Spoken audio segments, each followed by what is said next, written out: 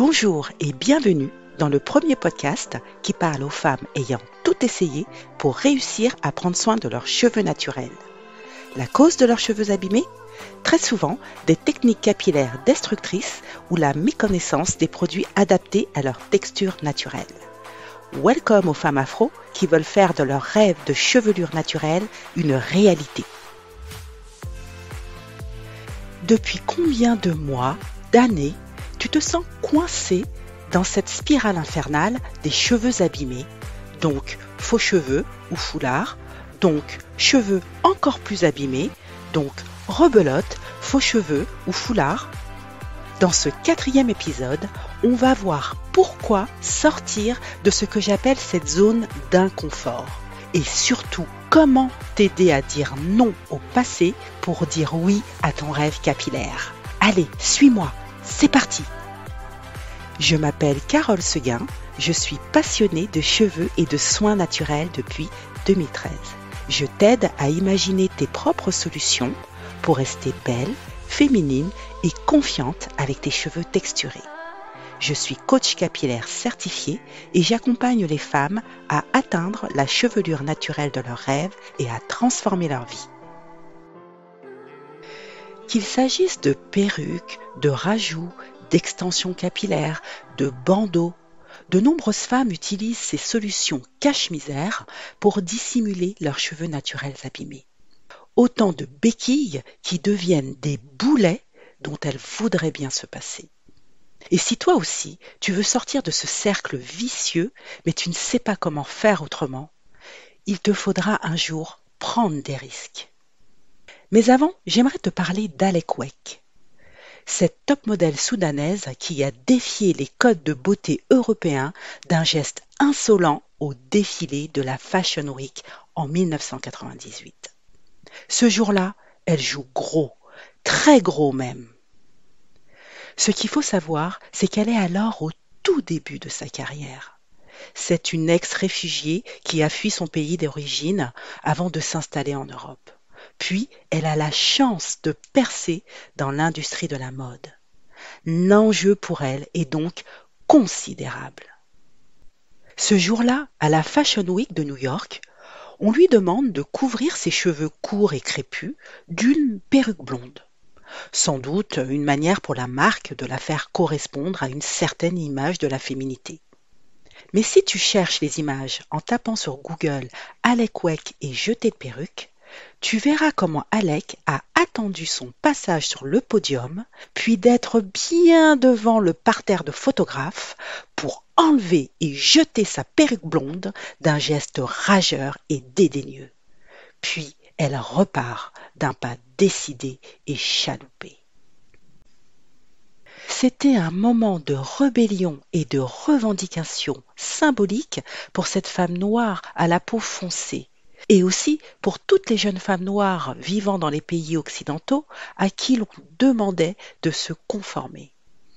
Par la suite, Alek Wek a fortement inspiré l'actrice oscarisée Lupita Nyong'o, elle aussi une très belle femme noire à la peau foncée et cheveux crépus courts. Son acte militant et rebelle en 1998 met en lumière les enjeux qui s'opposent encore dans nos vies capillaires. Si aujourd'hui Alek Wek est saluée pour son influence sur la perception de la beauté dans l'industrie de la mode, c'est parce qu'un jour elle a osé dire non. Les femmes noires qui portent des faux cheveux ou des foulards car elles ne savent pas faire autrement, devront, elles aussi, un jour prendre des risques.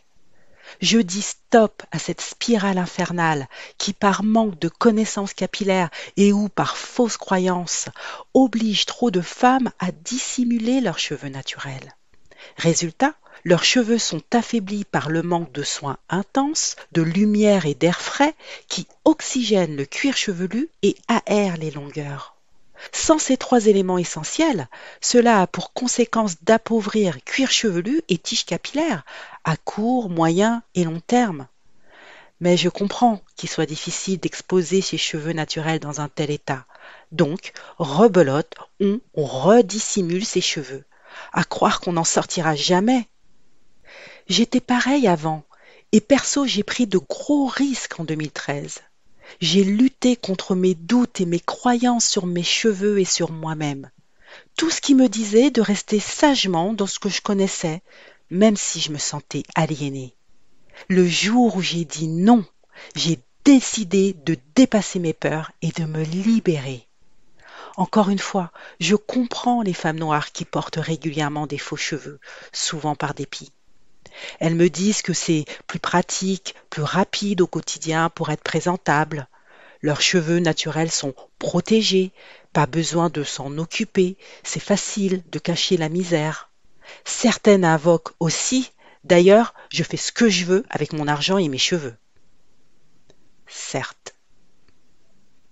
Mais en creusant bien, au fond d'elles, toutes avouent ce rêve presque inaccessible de leurs cheveux naturels, beaux, sains et longs.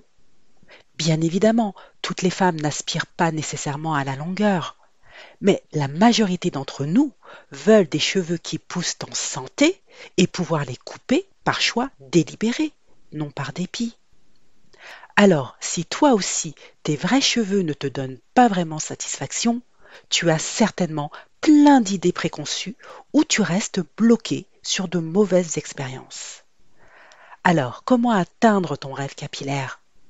Il te faut simplement dépasser tes peurs. La peur de coiffer et d'entretenir tes cheveux naturels. La peur que tes proches ne comprennent pas ce changement. La peur de ne pas te sentir belle, séduisante au naturel. La peur de prendre des risques, tout simplement. C'est là que j'interviens justement pour t'aider à suivre le processus global, étape par étape. T'aider à mettre en priorité tes objectifs du retour au naturel. Par exemple, être libre, prendre soin de toi, être fier de réussir, te retrouver 100% toi-même. Toutes ces raisons t'aideront à dégonfler tes peurs, car elles ne sont que des perceptions d'un hypothétique danger. La peur ne veut pas dire que c'est impossible, car ta transformation capillaire se joue d'abord dans ta tête avant de se concrétiser durablement pour tes cheveux.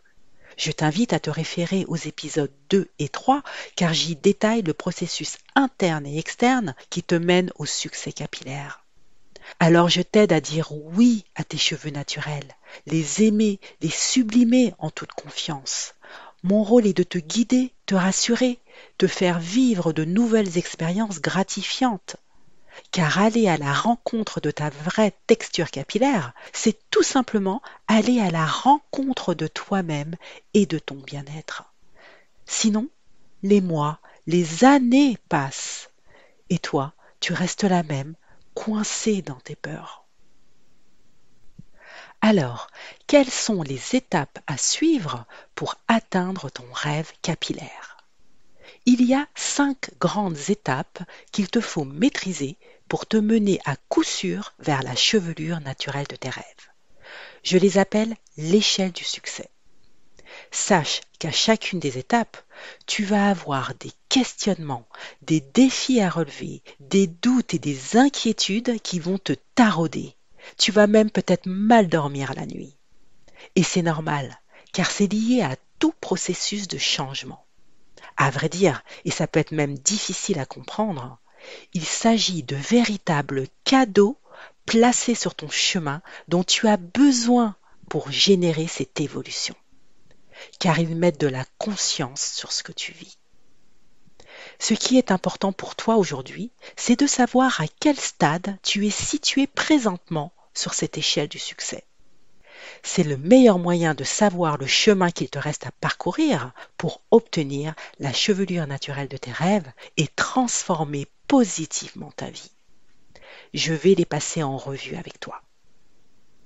Le stade 0, celui où tu es indécise. À ce stade, tu as besoin de faire le premier pas. Il te faut prendre la décision d'avancer vers tes cheveux naturels. Le stade 1, celui où tu bâtis ta routine capillaire.